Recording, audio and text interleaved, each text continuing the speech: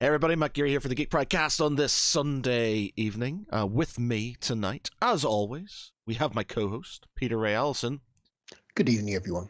And our special guest tonight, George Coopen. Hey, you're right. So, George, who are you? What do you do? What's your thing? I've been asking myself that for many years now, and I have not got an answer.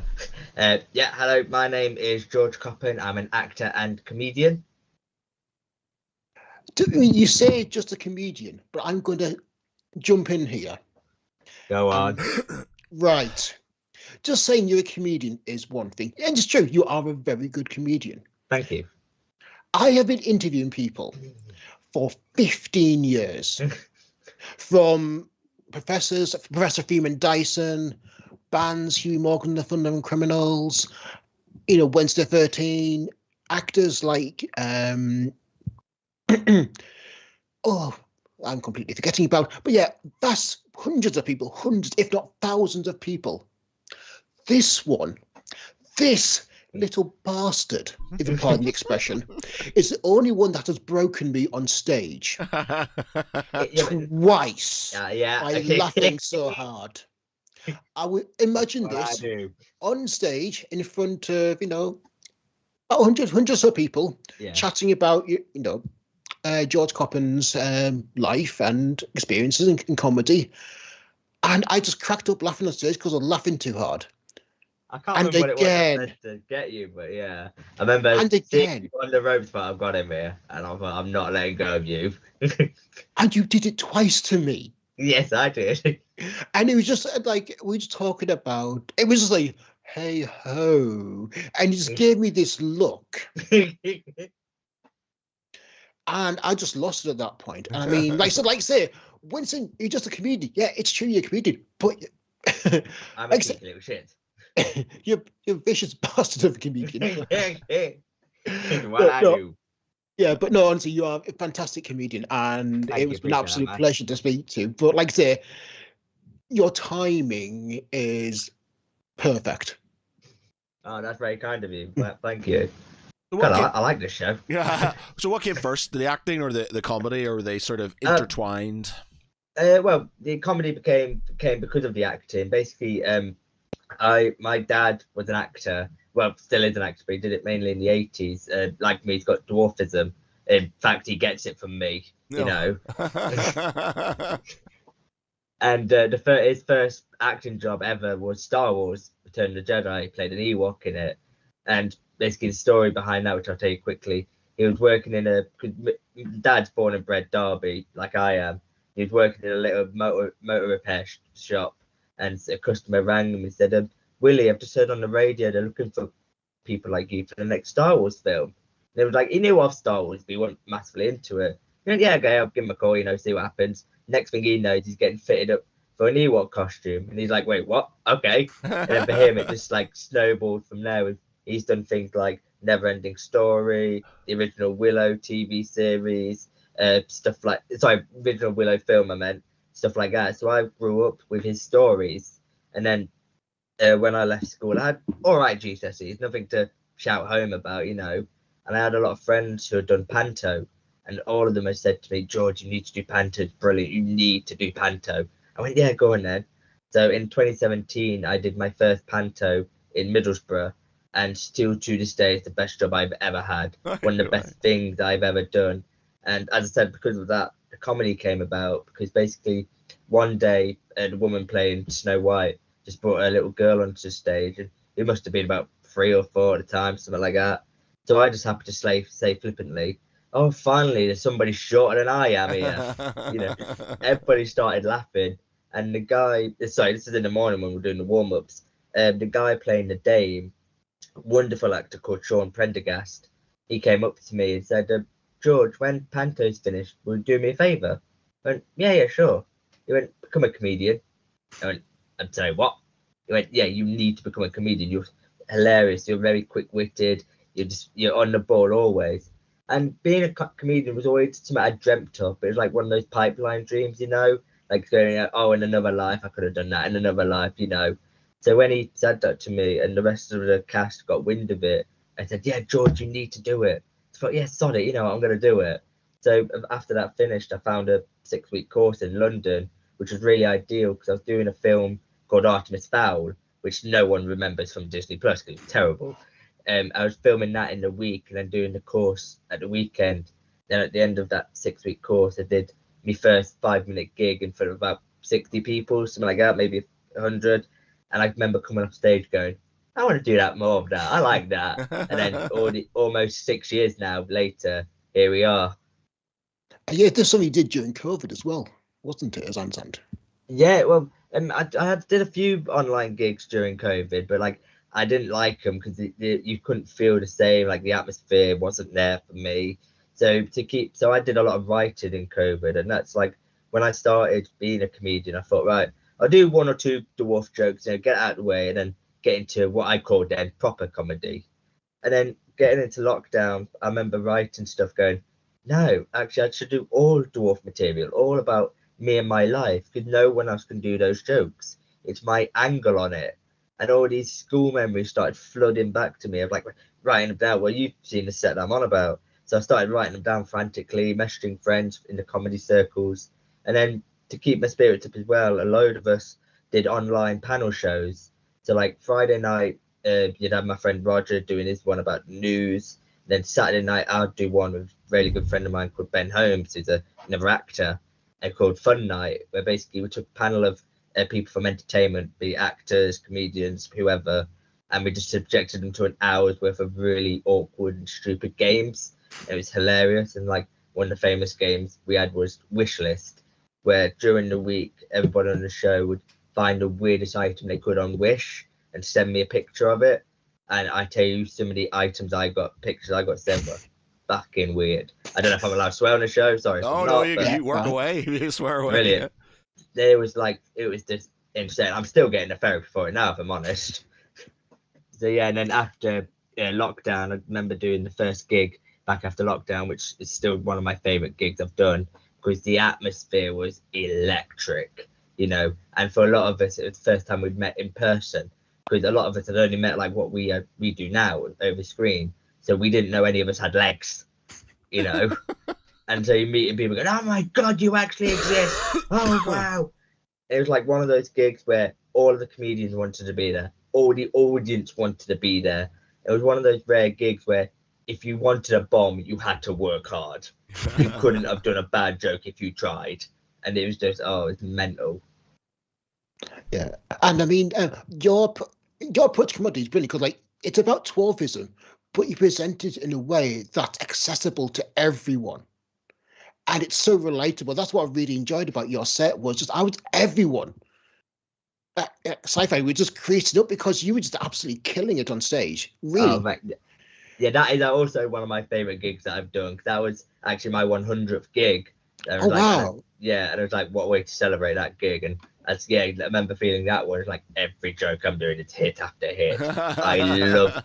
And what I love about a gig like that is the feeling you get afterwards, the adrenaline rush. When like I've come home several times from a gig, and again, one of my favorite things actually about gigging, it's a little sidetrack, is the drive home, because you're usually gigging in the week, like on a Wednesday night. You're driving back at 11:30 at night. There is no bugger on the road. It is beautiful.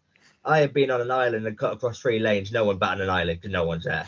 Like I could not do that during the day. But then you get home and the adrenaline kicks in, and you're like, well, I'm not sleeping for another 2 hours, Yeah, but that was a great gig. That was. Yeah. Well, here are your sort of comedy inspirations. Obviously, I don't want to. Like Brad Williams, I sort of point out he's sort of quite a famous a comedian with dwarfism. In America, isn't he? Yeah. Yeah. Yeah, I've seen clips of him. He's quite funny, but I'm very much British comedy. I like American comedy. American could do comedy in movies. They can't do it in TV shows. Right. I find like my sister. I know there's probably people are gonna hate me in the comments and betting. But my sister's a massive fan of like shows like Big Bang Theory or How I Met Your Mother, Friends. And when she watches them, I just started going, when's the funny bit? I have not laughed once in like 4 episodes. Whereas I love old classic British comedy like Only Fools and Horses, Open All Hours, Some Mothers Do Have Them. And I love the old comedians. School. Yeah, and I love the old comedians as well, like Tommy Cooper, Ken Dodd, Morecambe and Wise, people like that. And the newer comedians now, I love John Bishop, Milton Jones, Dara O'Brien. I like a lot of variety of comedy, and especially since doing comedy, I've like with dark comedy, for example, before I became a comedian, I wasn't massively keen on it, like I'd avoid it. But now I've got friends who do dark jokes. I've got a new appreciation for it almost, where it's like, okay, yeah, that is actually really cleverly funny. Yeah. Or you can get yourself into a lot of trouble, as Ricky Gervais is constantly sort of. Oh yeah, there's still some comedians I don't like Ricky Gervais, Jimmy Carr, I'm not a fan of, and Catherine Ryan I really can't stand. But yeah. Yeah, like Ricky Gervais, like I like to a point. Yeah. Like I don't get me wrong, I find him amusing. I think he's very intelligent. But you do get that whole thing that is he just doing this for shock factor? It's becoming a bit of a parody of, like, originally it was just I don't give a fuck, and now it's sort of like I think he's parodying himself somewhat. And he's trying too hard. Yeah. As for Jimmy Carr, I can't watch him because, like, I don't mind. I quite like him doing panel shows and things like that. Same. He's very quick witted. Like Countdown. He's very quick witted. But the jokes, the one liners, make me cringe slightly, and they make me kind of go, oof, you know. Can I just say, because of your accent, I loved how you said Jimmy Carr's name. It was beautiful. Why, thank you. Jimmy Carr. Well, he's not going to stop here. But yeah, it's like stuff like that. And I'm just like, oh no, I don't know if I could, because I like my comedy to be like a story, sort of like talking about things. Like I love Billy Connolly. I grew up with Billy Connolly and stuff like that, and I love things like that. And like I know what's his name? I can't, famous American comedian who now is it down? Chris Rock. No. Oh my God. This is male, female. He's a male, horrendous. He's dead. He's just a smoke on stage all the time, and he would do a goat boy, and he'd wear like a cowboy hat. Bill Hicks. Bill Hicks. Oh my God, I can't believe I forgot Bill Hicks. Love that sort of. But it's all about, like, they tell stories and they sort of kind of bring in things like that. I like that sort of comedy. I like that sort of whole thing. That's like my style. I'm a storyteller where I tell you a story and then every now and again, there's a joke and another joke. I take you on this journey of my life. That's why my whole show is called Coopen Through Life. Because I take you through my life from my school to work to here and now. Yeah, and also like the way you present it, it is like school, it's work. Everyone can relate to, like, you know, school and work, but then you bring in your perspective, which is different to ours. Yeah. And it brings that a sense of a new vision to it that we don't always appreciate, and it kind of highlights something I said, like, one size doesn't fit all. No. And you really kind of highlight that, and just the disparity of the human condition. Yeah, it's like how I describe my comedy, because a lot of people always say, "Oh, is it true what you're saying?" Like 85% of it is true. How I say it is how I happened. 10% of what I say is the core of it's true. I just made up the bits around the middle, and then 5% of my jokes are completely made up because I think it's brilliant and they work. Like, right, I'm having that. It's like there's like a lot of my stories. Like a few of them, I won't say which because I don't want to spoil the joke, but the things that happened to my mum and dad, I'm like, right, you're not using that story. You're not using that story. And like I saw a friend of mine last weekend, and she was telling me, because he's a dwarf as well, and she was telling me stories, and she went, "Oh, you can have that." I went, "I will, because that's really funny." So I'll have that, edit it a tiny bit. Yeah, let's see if that works. That's my story now, bitch.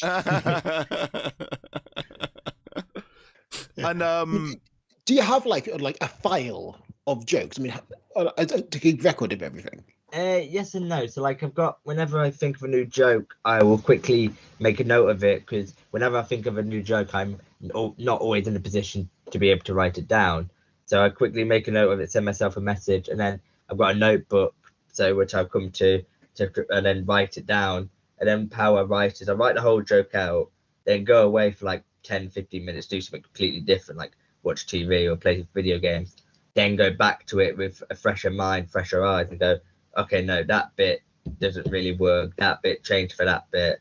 And then, because I'm part of a comedy group called East Midlands Comedy Writers Club, we meet up every other Monday, And every now and again we have a new material night, which is just us lot, no audience, and we just go up, say 5 minutes of new jokes, and then our friends will go, oh, why don't you try this? It's like, oh, I hadn't thought of it that way. And then you re-edit it, you go, yeah, that's actually a heck of a lot better than what I had, and it then really works. Yeah, it's brilliant. You tackle dwarfism head on. Are there any other subjects that you don't touch? I mean, what's the audience reaction when you start kind of making jokes about almost your experiences with dwarfism? Yeah, I like it. I like people like some obviously. Yeah, some dwarfs may say I am taking the piss out of dwarfs and going, look at me, I'm a little funny man, laugh at me. But from my point of view, and a lot of other people that I've spoken to, it's no, you're laughing at my experiences. Yeah. Because people know it's true. It's like, obviously, I've got some jokes where I'm like, yeah, the butt of the joke is me being a dwarf. But the way I can style it out is going, yeah, but that's not offensive. And obviously, I know each people have their own. But yeah, sometimes I like to push it, going like, let's see how far I can get this. Let's see how far I can get this. And like every comedian will say, the rule for a joke is 3 gigs. If a joke doesn't land at 3 gigs, then it's a joke. Because obviously each audience is different. I've done gigs where one joke's absolutely landed perfectly well, got a round of applause, everyone loved it. Done it the exact same way, the exact same style at a different gig, nothing. You're like, shit. Yeah. So if it's 3 gigs, then yeah, you go back to the drawing board. How do you recover? How do you recover from a bad joke when you're on stage? Oh, you just have to carry on. You just have to carry on and go, right, let's just keep this momentum going. And then sometimes, like if I'm booked to do 10 minutes, for example, and it's going bad, I'll probably come off stage about 7 or 8 minutes. And like to go, right, I'm not going to use all the time. And then people are like, yeah, that's fine. But then, yeah, so you just have to carry on. Or you take a piss, go, oh, that's a bit rude. I love that joke. But I remember being at one gig, and obviously I won't name this comedian. This comedian did a joke and it got nothing. And then she said the one thing you should never say to an audience. She went, I love that joke. Fuck off. So they did. They did. And a load of us hadn't been on yet. And we all looked at each other going, shit. So thankfully we managed to get a few more people in and pull it back out. But it's like, you don't tell the audience to fuck off, you know. Wow. If they're being dicks and chatting throughout, yes. If they're actually listening and it's not to their cup of tea, you go, fine, let's move on. Let's try and find something you like. Let's work together, you know.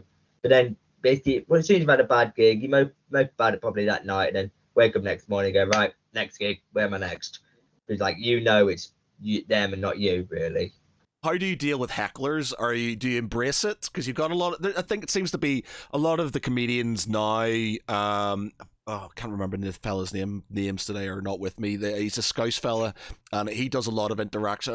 They do a lot of interactions with the crowd, and they seem to sort of bounce off hecklers and stuff. How do you deal with that? Well, touch wood, I've not had a massive amount of hecklers. I think. Oh, okay. Yeah. Pete noted. Yeah. You suck. I think they're like the few times I've been once or twice I've got on stage and someone's just shouted out, "Oh, how far away is he?" or "I can't see him." But the best one I ever had, I think, and it actually is now part of my set. I was at this place called the Holly Bush, which is very famous in the Midlands for comedians. And I got on the stage, and this is true, hadn't even said a word yet. This woman was sitting on the front row, stood up, screamed at me, and legged it out of the room.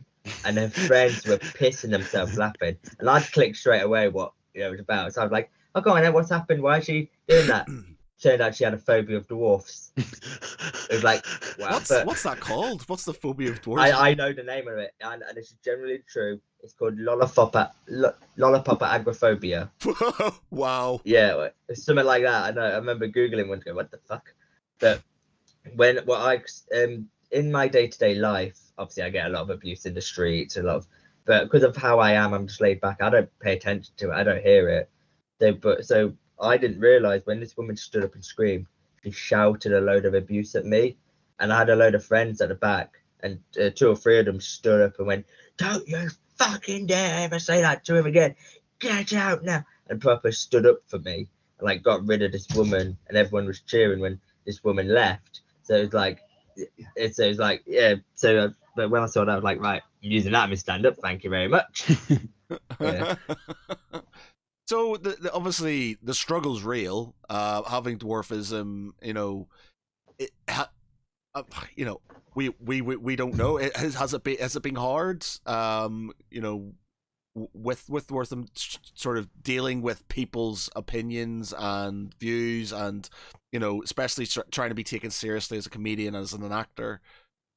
Yes and no. Like, obviously, I've lived my life, all my life, of being stared at and pointed at. It's like I'm used to it. But like, for example, me, as I said, I'm laid back. I don't notice it because I'm used to it. And the amount of times I've been in town with my friends and someone shouted something, and my friends going, "God, did you hear what that rude bastard said?" I'm like, "No, well, what did they say?" Whereas, like, someone from, like, my sister, for example, who's a dwarf as well, she can't go out in public. She would notice all the pointing, all the stuff. She notices it all. It's like, but I think being a comedian, I just go, like, for example, I remember being in a beer garden in Derby, where I live, a few years back, and this drunk bloke came up to me and went, "Can I ask you a question, mate?" I went, yeah, sure. And he genuinely said, "Would you be offended if I threw you over that wall?" Yeah, I know. And I said, "Yeah, I would be." And he went, "Okay, fair enough," and left. Like, everybody else in my situation would go, "What? How rude! That's really what I'm going to put a complaint in."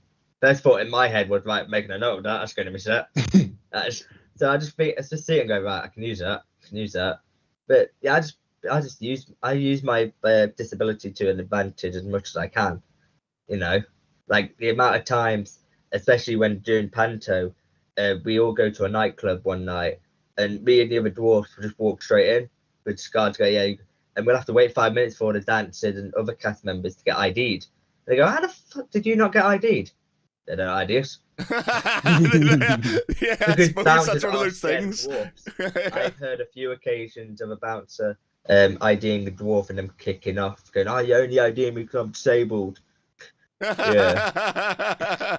Wow. Yeah. And I mean, I think the fact that you are laid back means that, you know, no one else cares. No. If you don't care, then everyone around you doesn't care. And I think when the highlights was actually, I think, on the videos from last Sci-Fi Weekend, there were shots of you bouncing around up on stage. Just don't tell the government. That's all I say. But it's like, for example, yesterday, even as close as yesterday, I was in town having a few drinks with one of my best friends. We're just at the table, and this random drunk bloke just appeared out of nowhere. It was like, okay. And he just looked at me and go, "You're short." I went, "Thank you." He's like, "What do I do with that info?" It's like, people, I love it when people go to me, "You're short." It's like, I've never noticed, and they're the first person to tell me. It's like, well, fuck, I knew there was something up with me. Thank you for hitting the nail on the head there. Thanks for telling me that. Lived 27 years on this planet. No one's ever told me. So finally, you've come along and told me. This is some weird people out there, man. Like, to be honest, I kind of like going to backward pubs where people are just like something out of like League of Gentlemen or something, where they're just like they've never existed outside of their little bubble before, and so there's one in Northwich we go to. I'll not name it because no, it's called the Blue Barrel, and it's just like, and we go all the time now, because every time we've gone in there, because it's near where one of my mates lives, and every time we've gone in there, obviously a lot of us are Irish, and you go in there, and it's like the world is just opened up for these people and stuff, and you're just like, and they're coming up to you like they're super sort of like excited about things, and you get really inappropriate sort of things being told or asked of you, and or shouted at you and stuff. And obviously not to the extent yourself. I'm 6'3" and sort of biggish, so it sort of doesn't sort of but it's just more the fact that they got these. I feel bad because I think deep down a lot of them have good hearts. They're just sort of not. It's diplomatic. They don't have any sort of inner monologues and stuff, and they just say they're like children in a way that they see, oh, it's a big dog, or oh, look, and then they just say what's in their mind. They don't sort of have there's no diplomacy, no inner monologue. It just comes out. But the thing is, in that way, for us, we get comic relief out of it, and we go back and we've got so many good stories, even though they're like, these people are kind of offensive. It's like, it's kind of funny, so I can understand why these things might fuel your comedy career, because it's comedy gold in the end, isn't it? It's stories. Yeah. It's like last year in Edinburgh, I'd walking down at the end of a Fringe festival, and I'd walking down the street with one of my best friends who's average height, and this elderly couple were walking towards us, and they both looked at me and then looked like scared almost, and they looked at each other as if to go, "What do we say? It's a dwarf. What do we say?" And my friend was absolutely pissing him. He was trying to hold it in till we'd walk past, and he was absolutely pissing himself laughing. So they just looked at me and I went, "Hello." They're like, "What?" But I mean, their faces when I went up to them just went, "Wait, you can see me?" That's hilarious.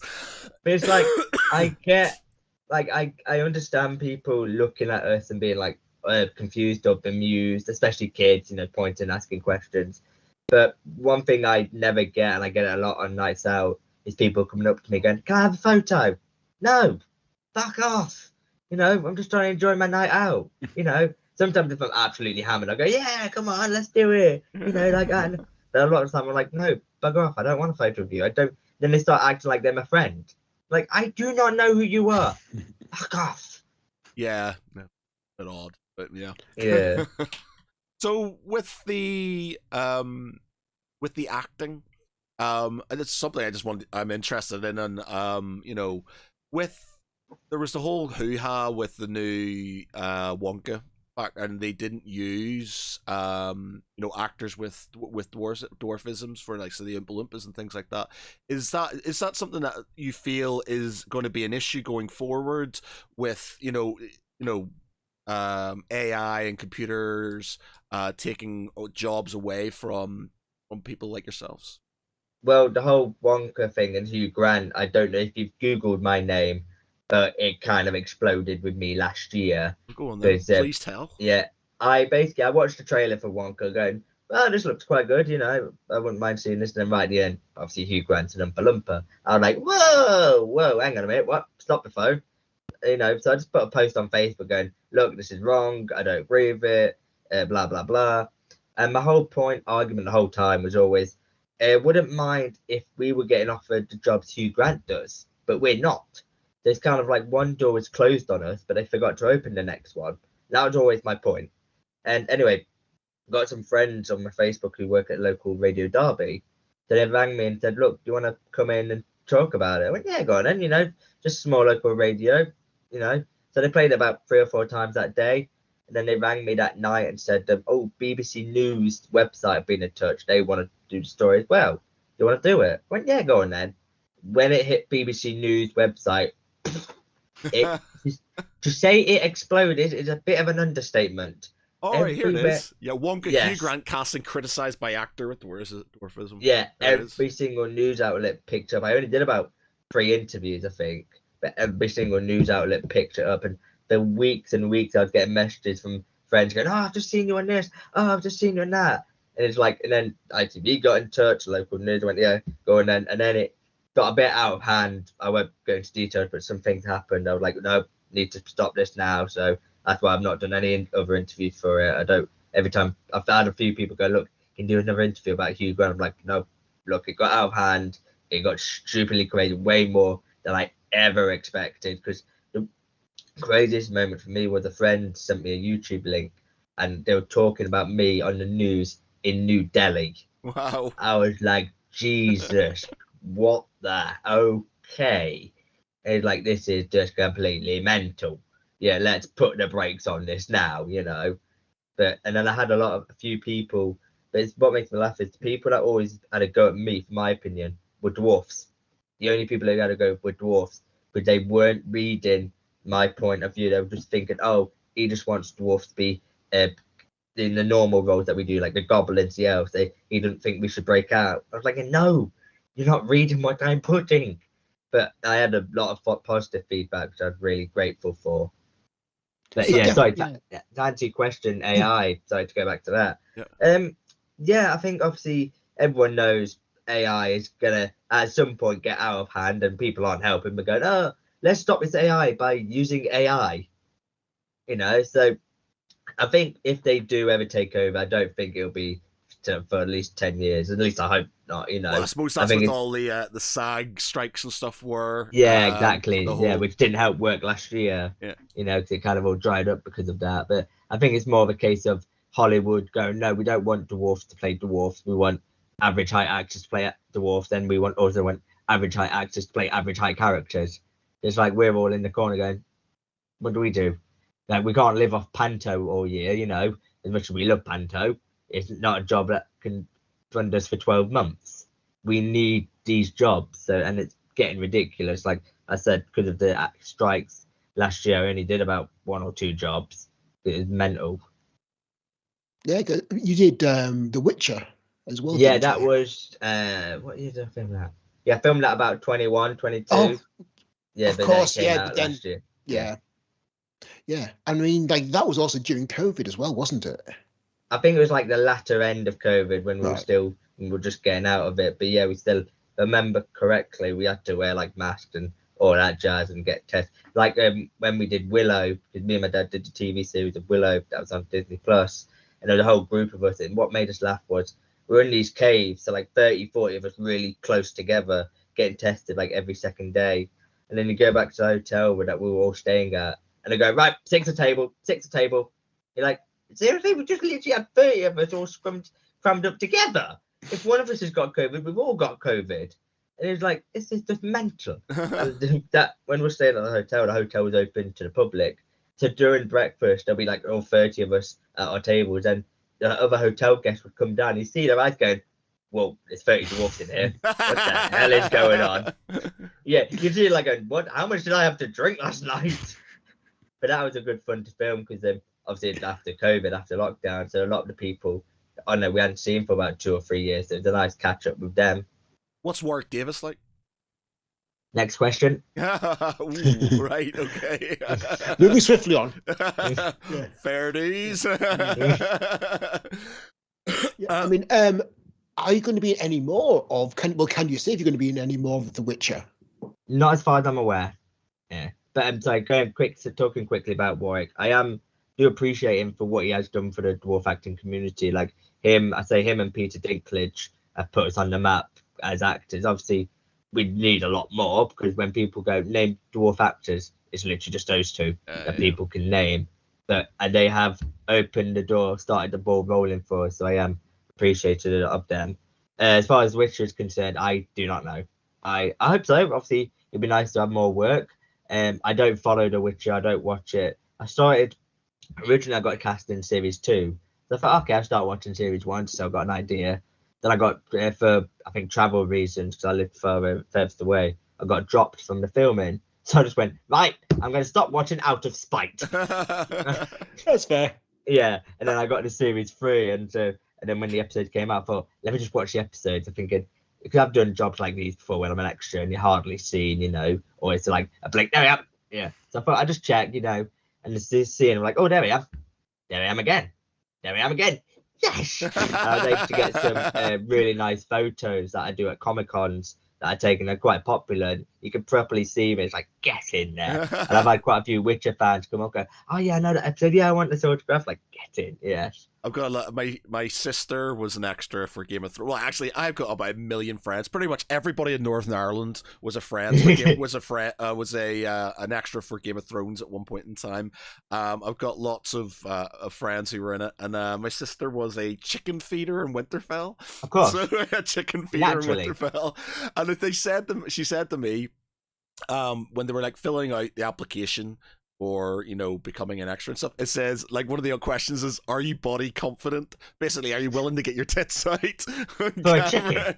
Yeah, it's like, what? And I think she said yes, but she's like a chicken feeder in Winterfell, so she said, you can see her briefly, so she's like, they're walking through Winterfell, like Bran and then she's sitting there, like, feeding chickens, and that's her moment. She's like, oh, look, I'm a chicken feeder. I love the jobs you get in this industry. It's like the first ever acting job I did. I remember I was on holiday with my mates in France, and I got a phone call from my agent completely out of the blue. And she knew I was away, and she said, oh, are you back next week? I went, yeah. But on next Wednesday, can you get down to London to film for Harry Hill? Oh, nice. I was like, oh, like I'd grown up watching Harry Hill, You've Been Framed, TV Burp, you know, stuff like that. And I went, yeah. What character am I playing? And she just went, you're a fishmonger. Of course I am. You know, so yeah, did the day working with Harry Hill, and he was lovely. He is absolutely lovely. Like, because of my first job in London, my dad took me for the day, and we were sitting in the audience just watching them rehearse. And Harry Hill saw us and came and sat with us and chatted to us, and he was just, I couldn't fault him. But he was like, yeah, you're a fishmonger for the day. Nice. And I got credited. Nice.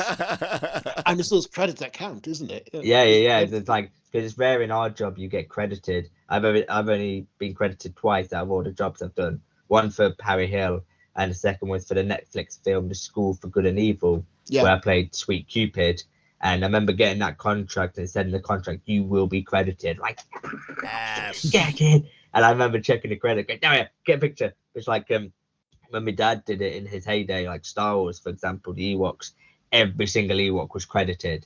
So like for years, every time we've watched Jedi, we've always had to wait for the credits. Go, there's your name, Dad. Yeah, okay, we've seen it now. I was thinking about this the other day, like going through the credits. I was watching the credits, and I was like, I wonder if there's people who sort of they've been in this film or they've been a part of this film, and they wait to see. Yep, there I am. That's me on the left-hand side.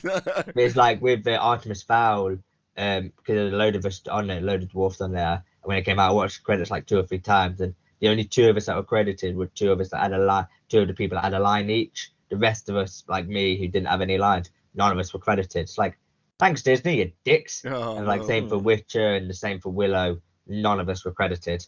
I don't think they care anymore about extras. Yeah, I think that kind of the way they do like credits now is if you have a line, you are therefore considered an actor and therefore you get a credit. Yeah. If you don't have a line, you're just an extra and you don't get credited, which I think is a bit, Yeah, it's like, I can't remember if it was Artemis Fowl or what, if The Witcher, I can't remember. But in the morning, there was a big group of us in the Big Ten getting ready. And the AD came and gave us a talking to us. And I remember he said, now remember, you're not extras, you're performing artists, or something like that.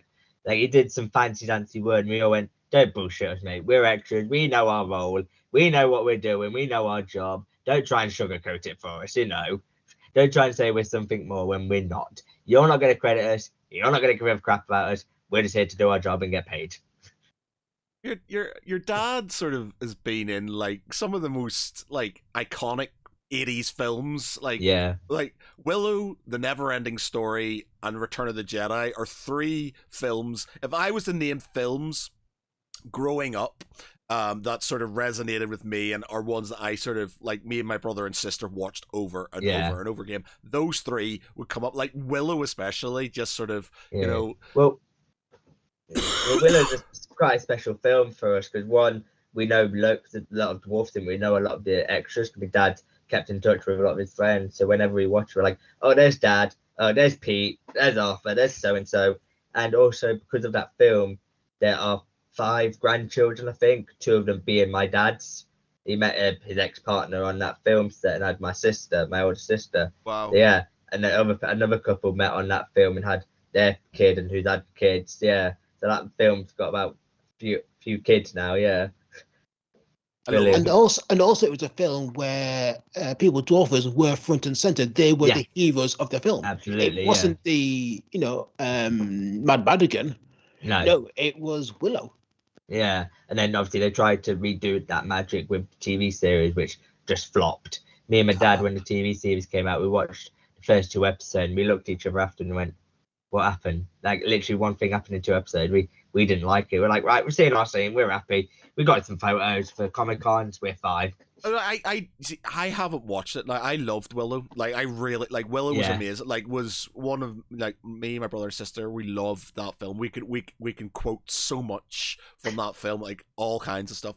But I didn't watch the series because I was looking forward to it, and then it just kept on getting panned, and people were telling me how shit it was. And I don't generally listen. I would like to take my own opinion of it. Yeah, but because I loved Willow so much, I didn't want to ruin it for myself. So I just left it. I just went, I'm not going to watch it because I've got so many good memories of Willow. And if it comes out and the series comes out and it's not good, I get that. Yeah. Well, this is how bad it was. Disney Plus, I think it was on for less than 6 months, and Disney Plus pulled the plug on it. Yeah. But then they also said in the same statement, we're also pulling Artemis Fowl. So basically, Disney Plus went, what's George Coopen? It's like George. No Coopen. more. Yeah. Okay. Get rid of him.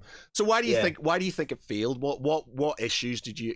Having not seen it, so I don't know. So what do you think, in your opinion, professional opinion? It was slow. As I said, in 2 episodes, one thing happened. It was like 2 episodes. The only thing that happened is a bloke gets kidnapped. So me and my dad were like, yeah, it was the writing that just let it down. It's slow and it needed pacing. Was like,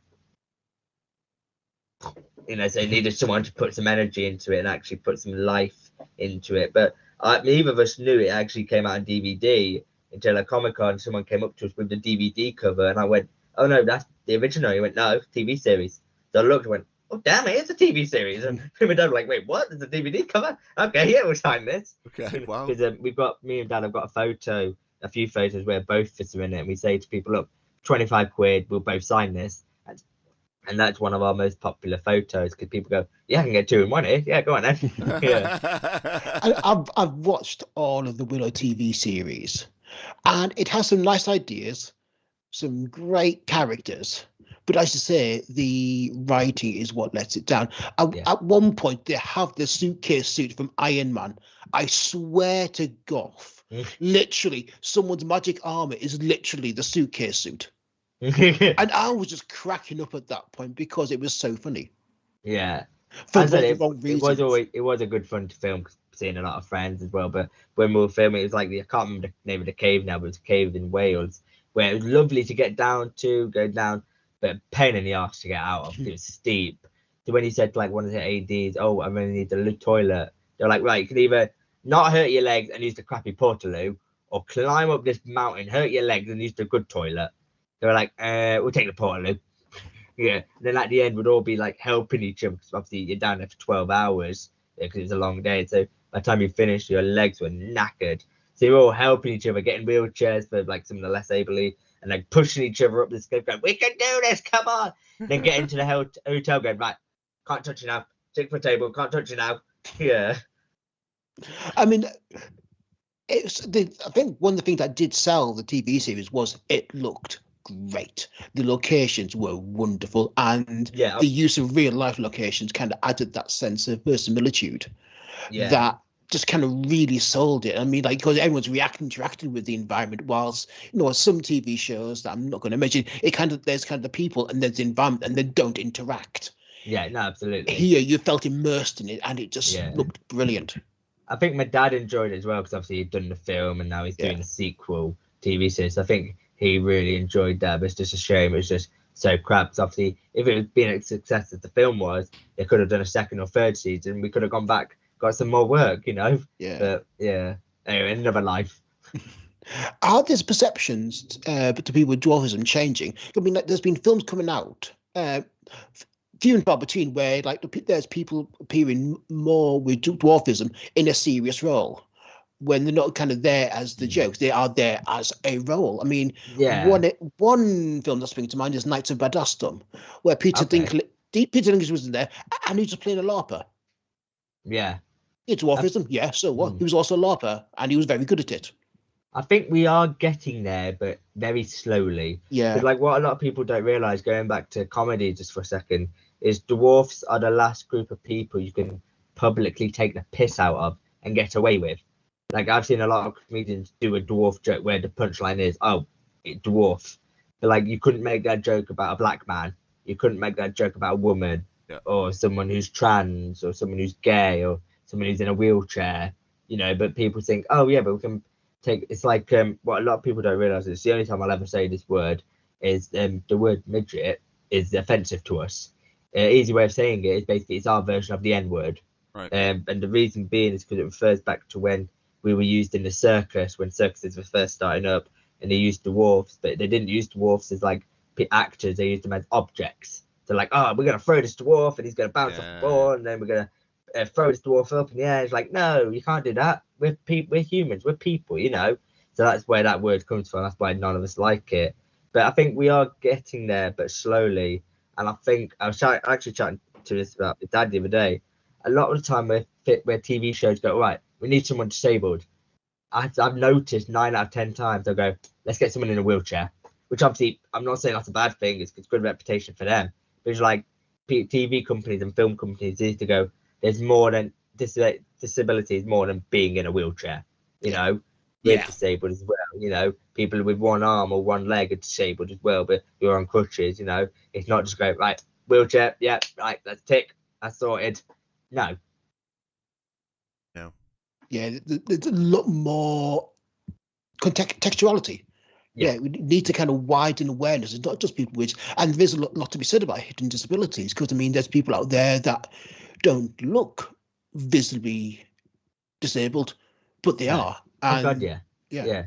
And I think with panto, because I know a lot of dwarfs who are against panto, which is like, my point of view has always been, you can have that opinion, that's fine, just don't press it on me. It's like, for example, I've got a lot of dwarf friends who do event work, so like stag dudes, hen dudes, who go up and going, oh, look at me, I'm an Oompa Loompa, yeah, let's handcuff me to the bride, which personally I'm against, but I have no problem them doing it. If they want to do it and they like it, I'm not going to stop them from doing something they like. The only thing I ask is don't get me involved. But it's like with panto, you are treated like an actor. You know, I've worked for the same company now for a few years called Evolution, and Paul Hendy, people may know him from the 90s TV presenter, lovely bloke, absolutely lovely bloke, and yeah, he treats us, all 7 of us, like actors. When he comes back to see the show, he'll come into our dressing room first sometimes, and he'll chat to each and every one of us, going, right, how you find the show? You're good, you good, yeah. And then, whereas I did a panto a couple of years back, just before COVID, actually, in Birmingham, with a company. It was called Kudos at the time. They changed their name somehow, so I can't remember what now. And they treated us like crap. They treated us like extras almost. Whereas the 7 Dwarfs we weren't advertised at all. Unless you watched the show or read the program, you wouldn't have known we were in it. When a big director came back to see the show, he saw the main stars like Leslie Joseph, Matt Schlack, who's big in Birmingham, and then he went, couldn't be bothered with 7 of us. No one could be bothered. Like, I had a good time because the cast were lovely, you know, like all the other cast, but just the production company were crap. And then as soon as I left, they said, oh, do you want to do Bristol? I went, no, you're good. I'm not. Like, I got a lot of money for that panto. They're one of the best paid pantos, but in my eyes, I didn't earn it. Because, and I kid you not with this next bit, including the walk down, the finale dance, the bow, and all that jazz, the 7 Dwarfs had 6 minutes of stage time.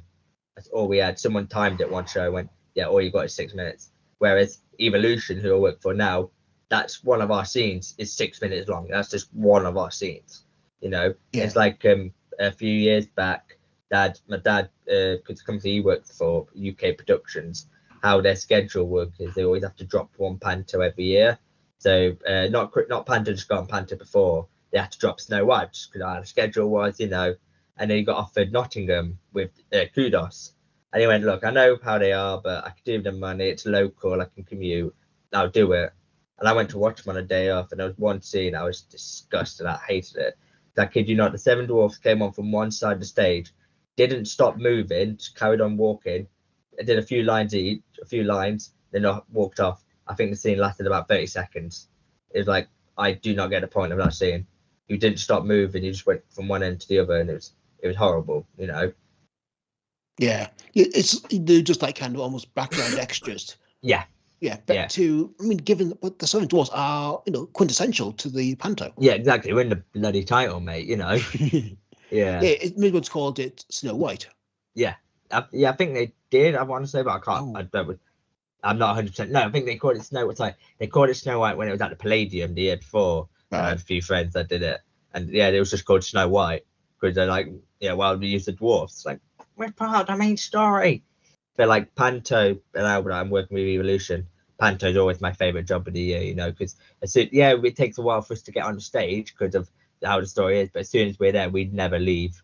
Like, we got most of the second half on the stage. Yeah. Yeah, then it's all about Snow White's interaction with the different dwarves, and each of them is different.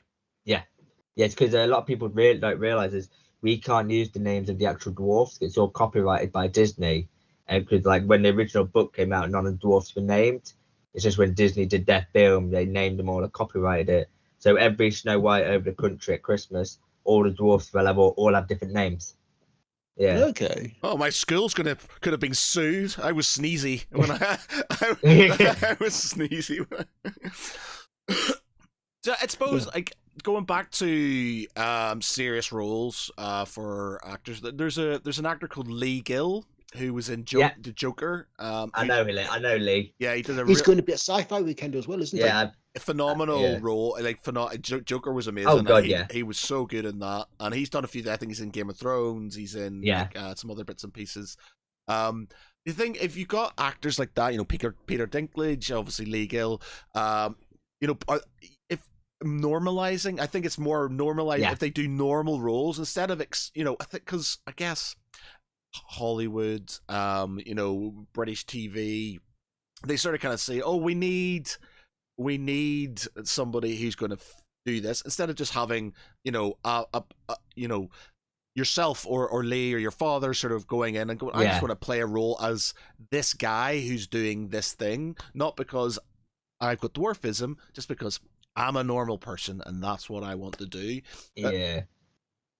Would that be that's the ideal, isn't it? And would you say that the more people like Lee, like Peter Dinklage and stuff, get roles like this, that sort of normalizes things and maybe makes the job easier for yourselves to get roles like that? As I said, we are getting there, but I think we're getting there incredibly slowly. Yep. But going to Lee for a second, I've known Lee, I've worked with Lee for many years on various jobs, and he's a lovely bloke, absolutely lovely bloke. But the one thing that annoys me about him, because we're similar heights, we go for the same auditions, and the amount of times I've seen him advertised on a show going, I auditioned for that, you bugger! That should be my role, you dick! But it's like, I can't remember what the audition was for. Me and my dad had one in London, and he was there, and we rarely get auditions in person. How they work is they'll send us a script and go, oh, you need to do a self-tape, which is one of the worst things ever, and every actor I know hates him, because you got to talk to the camera and act out a scene, and it's awkward as fuck, but this one time we were in person, and then afterwards it was me, my dad, Lee Gill, and I think one or two other dwarfs just standing outside having a chat for about an hour or so, just kind of, and we've got to, you always help each other, because like especially in Panto, it's one of the things I love most about Panto is because you're sharing a dressing room with 6 other fellas for 6 weeks, all dwarfs, and you've all kind of all lived the same life. Like, we struggle a lot of our backs on our legs, and we all know how each other's feelings, so we all help each other. And like even though we love the rest of the cast, they don't know what it's like. So what makes me laugh is during the show, especially on the free show day, we'll all have our medication on the table. So someone walks in, it's like a dwarf drug den. We've all got like 2 or 3 packs of drugs on the table. It's like, what must this look like to you? We're all passing around a massage gun at the yeah, I'm sorted. So we all give each other a hand and go, right, and especially with the dancers, it's like, right, let's see. And the choreographers are always good. It's like, right, I'll push you as far as I know you can go. Then if it's too much, you tell me. Because a lot of dwarfs I know are scared to say, I can't do that. Because they feel like, oh, and then I'm going to be judged. And I felt like that in the past as well. I'm not going to say I haven't. I have. So then a lot of dwarfs go, and now I can push myself. And then they push themselves too far, and they bugger themselves up. And it's like, no, it's not worth it. They just need to talk up. So like I remember rehearsals in Northampton where I was last Christmas, and it was during the tech week, which is always the hardest part of Panto, because tech week is when you get onto the stage and into your costume. So it's 12-hour days for like 3 or 4 days, and then you do your first show at the end of that week. You're knackered. So you go into the first audience, look, you book these tickets, you know what's happening, you get what you're given, we're knackered, And there was one day we had a 12-hour shift, and my legs went at the end of that morning. And no, that was it. My legs went that night, and I got a really bad night's sleep.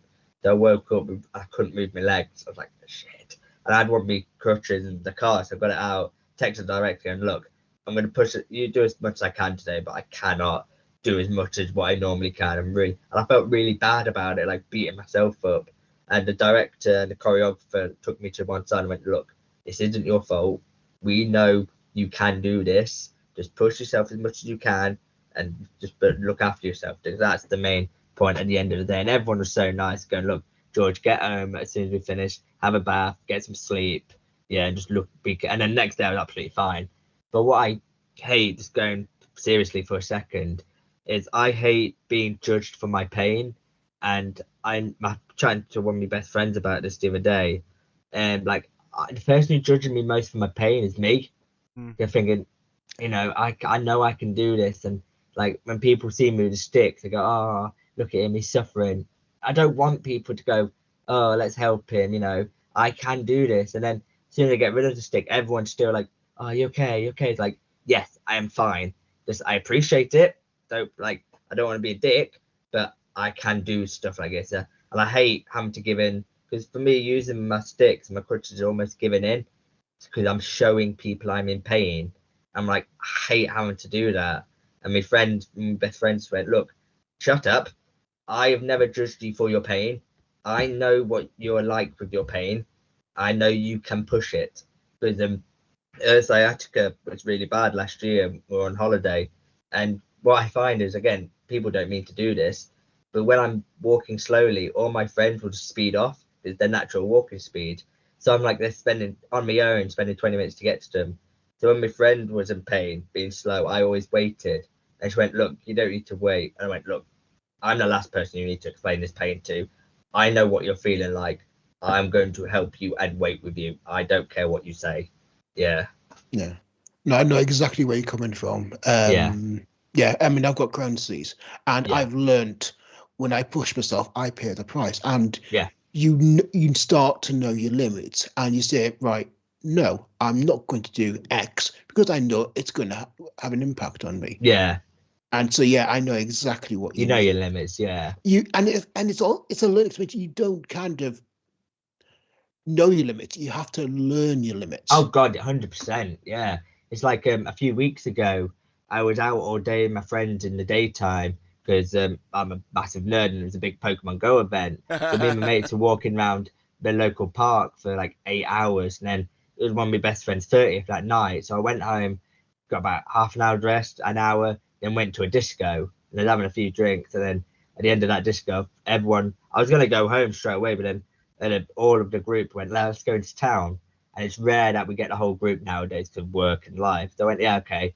So I just went for one drink. I went, I need to go home. And then for the next like 2 or 3 days, my leg was fucked. So I was like, I know it was my fault. I just pushed myself too far party, like with the dancing and like, obviously, I love a party. I love seeing that music. I'm like, right, get me on that dance floor. Like, get me in the middle of that dance floor. And I just like, oh, bugger, why did you do that, you idiot? You know?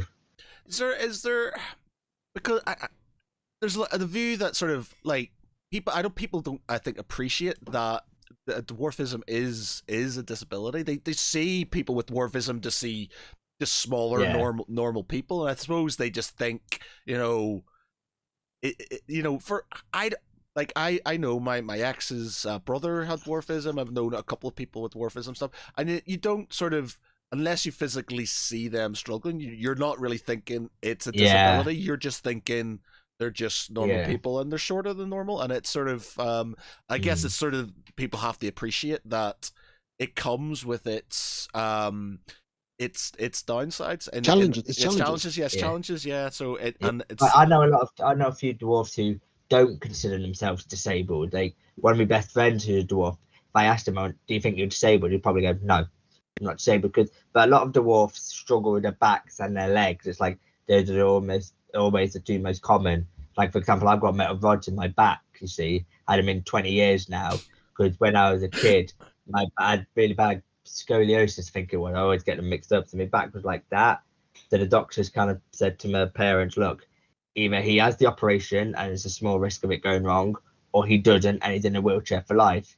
So they went, okay, yeah, we'll have the operation, And a lot of dwarfs I know have had operations. Like my sister, for example, why not on her back? She's got hydrocephalus. I don't know if you know much about hydrocephalus. Basically, water on the brain. Oh wow! And so she's had various brain operations over the years. And when I was having my back operation, I said about almost 21 years ago now, it was at the Queen's Medical Centre in Nottingham, and I was at one end. This is generally true. I was at one end of the hospital having a planned, scheduled back operation. My sister was at the other end of the hospital having an emergency brain operation at the same time. Yeah.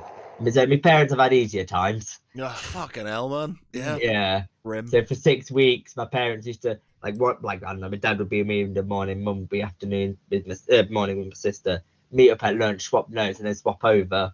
Yeah. It's like, shit. I only remember bits of it because obviously it's not something that goes away easily. And like my main memory of it is being bedridden for about a few weeks while the rods were getting in, and then having to learn to walk again. and that's a memory and a pain that doesn't go away quickly. That scars your brain. And then because I get a lot of problems with my legs. I get a lot of pins and needles, and a lot of when I've walked too far. And sometimes if I walk too far, my legs will go. Like they pick and choose when they go. If you're not consistent legs, And so I've had an MRI scan, and the doctor said, look, the back of that wasn't metal that's grown over the 20 years is feeling the pressure from the metal rod. So, excuse me. So he said, eventually you will need another back operation, but I'm not in a rush to do it. Yeah. So what I have instead every 6 months or so is a spinal injection, which hurts like a bitch. Oh. The worst pain I've ever felt. Yeah. Yeah, spine and injection tend to not go well together, I'd say. Yeah. Especially when you're conscious. Yeah, fuck. Yeah, because you're just lying on your front, they numb it a bit, and then you're like, I'm gonna punch you in the face. But like the last one I had, I managed to distract myself so I was lying on the bed face down, and this woman took me pants down to get there. So I just happened to say, God, you can at least buy me a drink first. And the guy who was like there to comfort me couldn't stop laughing. He had to take a minute because he was crying. So like me being a comedian just went, right, I've got this bloke here. Then I just started the next few minutes just doing some of my material to him. Then they went, oh yeah, by the way, we're done. Like, that didn't hurt. And I realized because I distracted myself with my comedy, because I knew that I could get this bloke and get a great audience from one bloke. Yeah. I almost do something similar, but like I just focus on breathing. It's kind of like it's breathe in for 4, hold it for 4, breathe out for 4, hold it for 4. I just kind of focus entirely on the breathing, and that distracts me every now and then. But yeah, when someone's sticking a needle in your back, that's not gonna. Nah. especially when obviously being my height, I'm memorable. So I go in there and they all go, well, hi George, good to see you again. Like, great, they remember me. That's what I like to see, not somewhere you really want to get remembered. Yeah. So I mean, what have you got coming up as well, George? I mean, like we also got Sci-Fi Weekender coming up, which I'm looking forward to driving on Thursday. Yeah, well, something that I've just had confirmed in the last 3 days, which I'm so excited for. This year I'm doing my first full run of Edinburgh at the Edinburgh Fringe Festival. Amazing. Doing my own show, which I'm so excited for. Like, I've been to Edinburgh the last few years and got spots from my friends, got a lot of friends there. They're giving me spots. And last year, all of them said, George, you're brilliant. You need to do your own show. Yeah, so like, and then I was doing the Nottingham Comedy Festival in November. There was this bloke there called Chris, who I'd never met before, but I got chatting to him during the day because I've got a load of shows. And then he watched my show, and he came up to me at the end, and he went, are you doing the Edinburgh Fringe Festival? I was like, oh, I'm considering it, but I've not applied yet. And he said, I work for PBH Free Fringe, which are one of the big people who put shows on. Your show is brilliant, and I want you. You're like, nice. So I remember the next day, I applied straight away, sent him all the details. Then he saw my show again in Leicester, at the Leicester Comedy Festival this year, just gone in February. And he said, yeah, you're brilliant. You're definitely going to be in Edinburgh. But was just like, thank you, but can I have it in black and white, please? And then confirmation during this last week, which I'm over the moon about. Amazing, man. Congratulations. Yeah. Wow. Thank you very much. Well, it's well deserved. Excuse me. Thank you. Appreciate that. Yeah, so really look forward to it's a good, like, my set's always changing. Like, it's changed a lot since you've watched it. I've said a lot of the same jokes because the mantra I always work with when writing is I always believe a joke is never complete. Like, I could write one joke, it worked for several gigs, and I go, hang on a minute, let's move that bit there. Let's switch these 2 bits around. It's much better now, So, and I'm always changing how I perform it, changing the punchline, changing bits and bobs. So yeah, that's a mantra I always work by, and I've just written a load of new stuff, which I'm looking forward to performing. Yeah, and also much like each audience is different. Yeah, as you're on stage, you kind of start to feel the audience's own particular taste and what they react to. So you kind of modify your material on the go, I imagine. Yeah, exactly. Like there's a joke which I don't always end on, but if I'm having a really good really good gig, and I know every joke I'm doing is hitting out of the park, I always end my gig on this one joke. I say, look, I just want to say it's been by far the best Make-A-Wish ever. And audiences, Wow. if you've been on board with me, they love that joke. It get fucking kills. I only do that if I know they're definitely on board with me. Then if they're not, if they're like 50-50, I know if I make that, I could lose them. They're just like, if you're with me 100% till the end, boom, I'm going to do that joke. Yeah. And you get to imagine, like, it's like you're on the same, your audience are almost on the same wavelength as yourself. Yeah, exactly. And because I'm not a dark comedian, I don't do dark jokes. And I think when I do that one, it just comes out completely out of the blue. So people go, fucking hell, I wasn't expecting that. Yeah. I mean, how do you kind of almost build that relationship with the audience, that kind of chemistry? Well, I know as soon as I get on the audience, I don't need to say a word for a lot of people to go, ooh, that's dwarf. For a lot of people to go, okay, let's pay attention to what he's doing. So I've got to get them quickly and go, like any comedian, really. I'm always waiting for that first laugh. As soon as I get that first laugh, like, right, we're on a roll. Come on, let's go. We're in this together. Yeah. So it's almost like a collaborative approach in media. Like, you're kind of reacting to what they're laughing at to see kind of, right, okay, adjusting the material.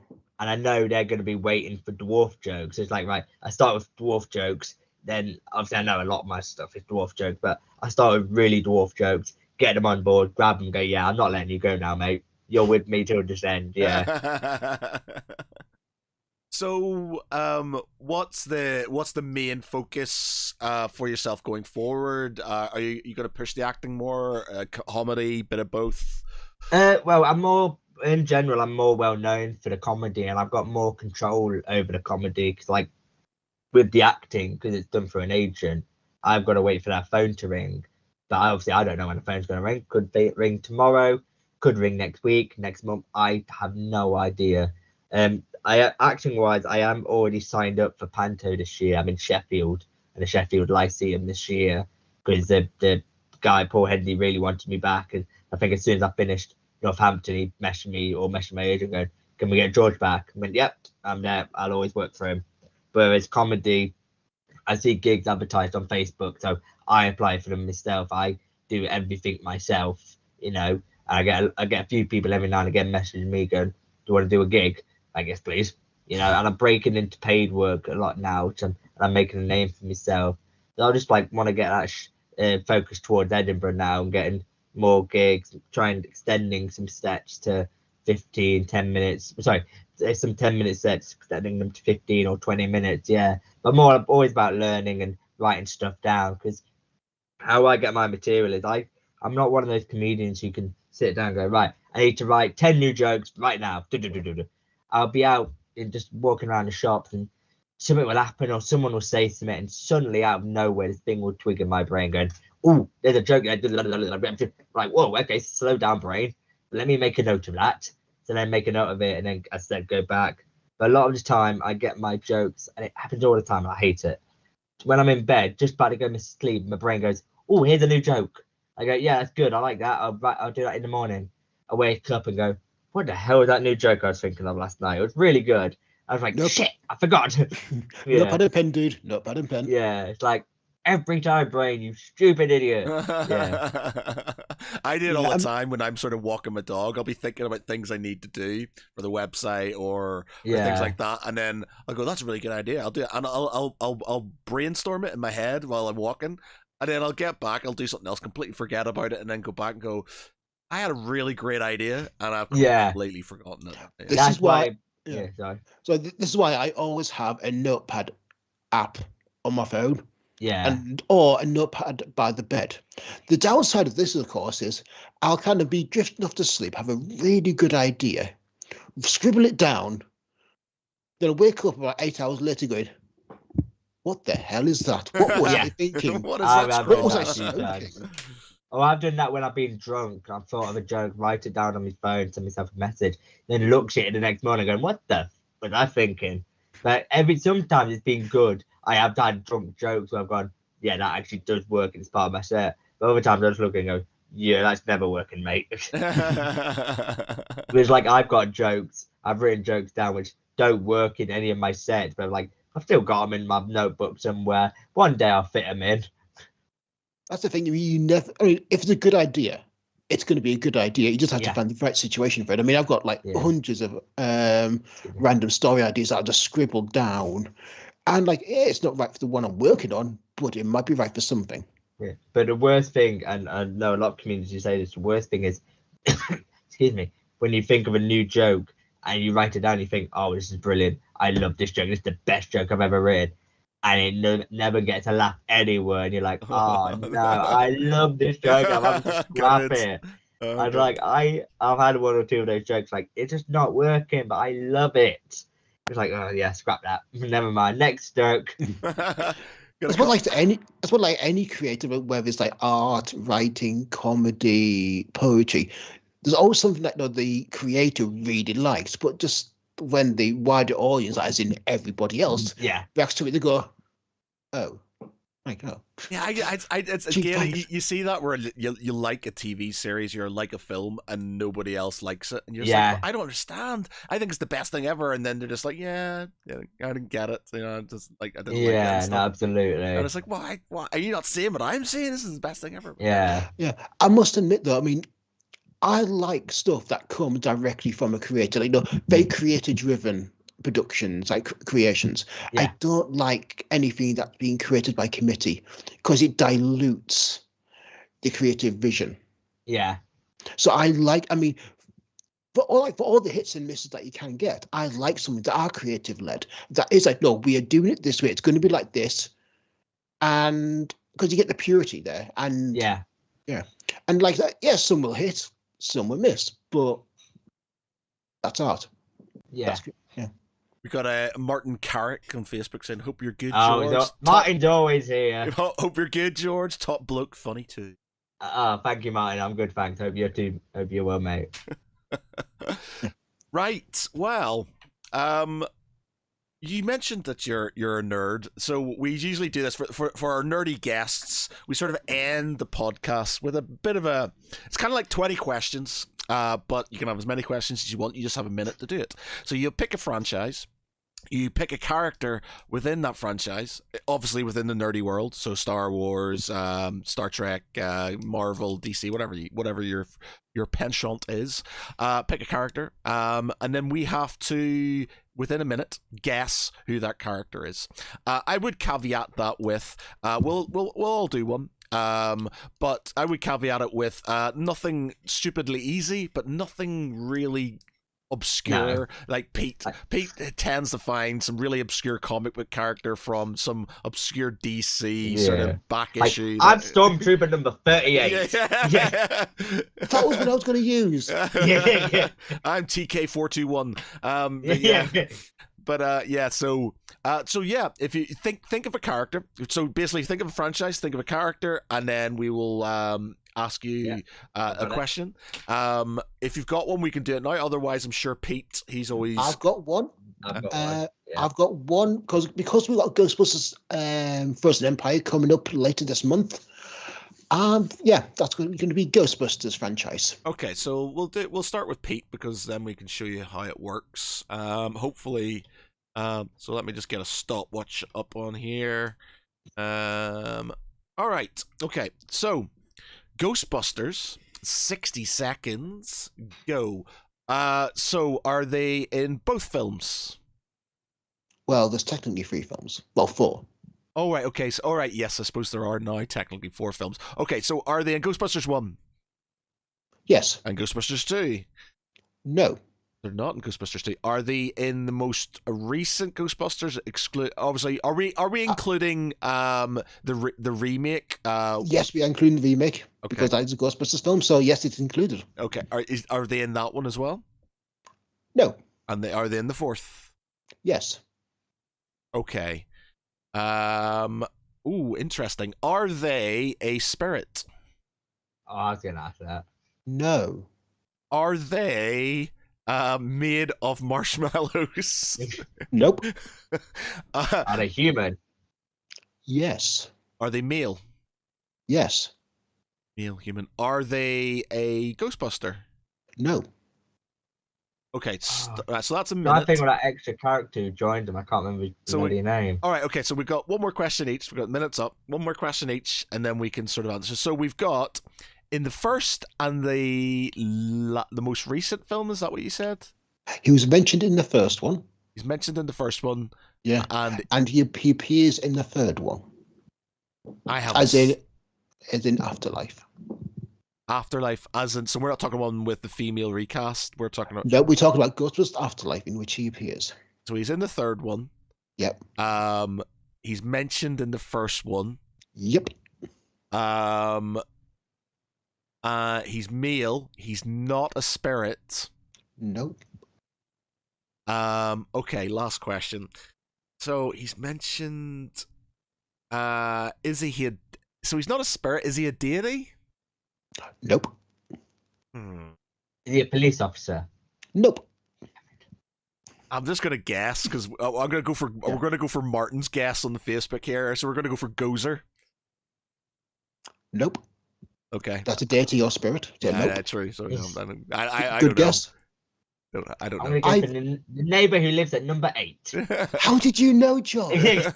No, Ivor Shandor, the architect behind the building, who's mentioned and appears in Afterlife at the end in that glass sarcophagus. This is the caveat about obscure things here. Okay? Yeah. He's not obscure. It is He's obscure. central to the He's not entire central. film. He's mentioned briefly in the first one. No, and he's not mentioned. He is the person. Yeah, I don't know. I call that obscure. All right, George, what are you up for now? What are we going for? I'm going to go in tribute to someone who passed away the last few days, Akira Toriyama, one of my favourite animes. I'm going to go for Dragon Ball Z.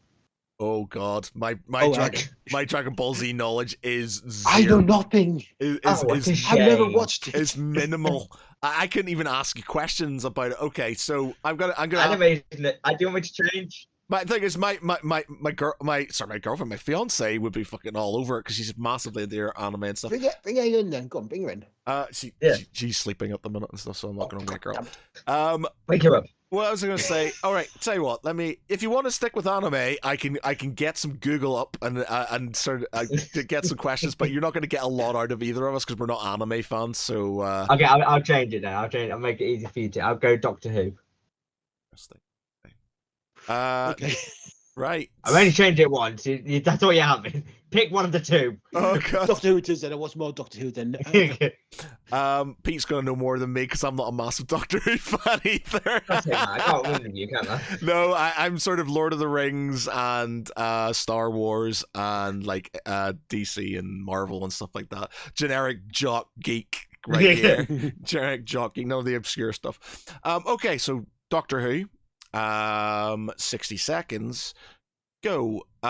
What Doctor? Sorry, actually, is it a most recent Doctor? It's not a Doctor. Is it past the New Who, as in 2008 onwards? They appeared in New Who, yes. Right. Okay. Are they from the classic Who? Yes. Okay. Are they one of the Doctors? No. One of the companions? No. Are they an alien? Yes. Do they have? Are they a Dalek? Not really. Ooh, is it? Oh fuck! What's his name? Is it upon the Ember Dalek? No. Is it the Dalek? He has. Does it begin with a D? Does it begin with a D? Oh, what's his name? Oh my God! Because that would. Derek. No. Yeah, you got it, Derek. No. Is it? Oh God, is he? It's in a Dalek. He's in a Dalek shell, but he has a human sort of torso. Yes. It's like Darius or Domius or Darius the Dalek. Darius the Dalek. God. Let me think about this. Right, so we've got a minute up because I actually know what you're talking about now. I'm just trying to think what his name is. Oh my God. All right. Okay. Does he have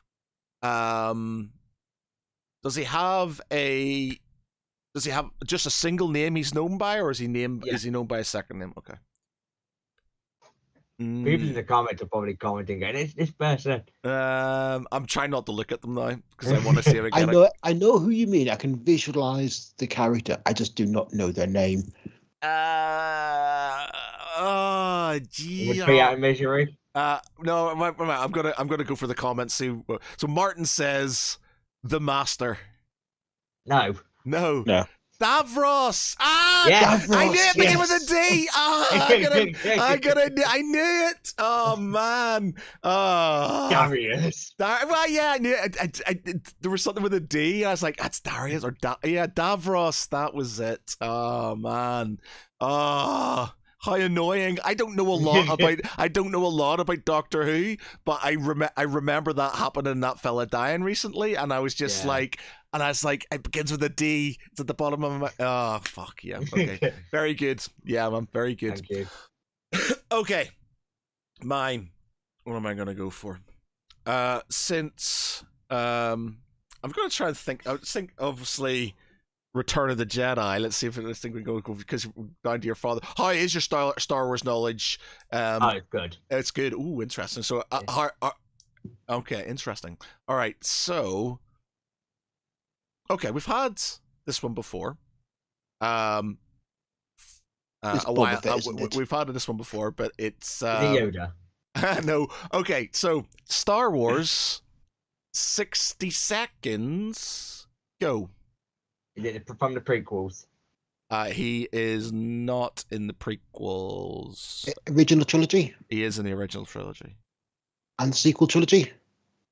No, he's not. Okay. New Hope? He is not in A New Hope. Did he get killed off in the last one? Or supposedly killed off? No, he's not. He's in Return of the Jedi. He is in another Star Wars related thing as well. There's a hint for you. Does he have his own TV series? No. Okay, it's not Boba Fett. Is it in the Star Wars Holiday Special? No. Okay, right. Is Is he it a the bad Mandalorian? guy? Mandalorian. He is. I think he might be right. So I think he's in the Mandalorian, or I'm pretty sure he's. Oh, and it might not be the Bob. Let me just 100. I want to make sure. It's either Boba Fett or the Mandalorian. I know it'll be Boba Fett. He's in Boba Fett. It's the Twi'lek that is. He's also in Episode 1 allegedly, which I didn't realize. But Is it yeah, Bib Fortuna. Bib Fortuna. Yeah, very good. Yes. Yes, yeah, Bib Fortuna. Yeah, I think it's like the end of Mandalorian. Boba just turns up, shoots him. It is. Yeah, Is it yeah, Mandalorian? mine. Is it Boba Fett or is it Mandalorian he's in? Mandalorian. Yeah, it's Mandalorian because that's what sets up Boba Fett. Is it the one where it's basically have you seen the episode where it's Boba Fett but it's really just the Mandalorian? Yeah. Yeah. It's or something like that. Yeah, Bib Fortuna. That's the one. Cool. Nice one. Right. Well, it's been really good, man. Like I really enjoyed that. It's been really Thanks for having me on. I've loved it. Yeah, it's been really insightful. Really interesting. Best of luck with Thank you. with the Appreciate Edinburgh that. Fringe. Good luck with the Sci-Fi Weekender and the car you. journey with Pete. The last time we drove together, I took so many wrong turnings because I was enjoyed chatting with George. I was chatting with him like, Oh, it's my fault, is it? yeah, it is. You're the navigator. I'm the driver. But yeah, we'll be at Sci-Fi Weekend 14th to the 16th, 17th of 17th, so looking forward to that weekend. Nice Yeah, one. it's going to be a good one. Yep. Have you got any comedy shows or anything anybody else should know about or anything coming up? That Well, if people want to stay up to date, they can follow me on my socials. I'm on Instagram. Search for George Coopen. Find me on Facebook. I've got a Facebook page called George Coopen Acting Comedian. You can find me on YouTube as well. I always post about upcoming gigs there, and I post a video on YouTube every now and then. Nice. Okay. Well, it's been a pleasure, man. Thank you very much. By all means, Thank come you. back Pleasure. on if you've got anything. Let us know. Please, I'd love to. Yeah. If Excellent. you've got anything coming up, when you've done your Edinburgh Fringe thing, by all means, please come back. Tell us you got anything thank you. else I'd love that. coming Thank up. you. Let us know. It'll be a pleasure. But for tonight, I've been Matt Geary. With me has been Peter Ray Allison Good night, everybody. and our special guest George Coopen. Thank you very much. Night all. Bye. Bye.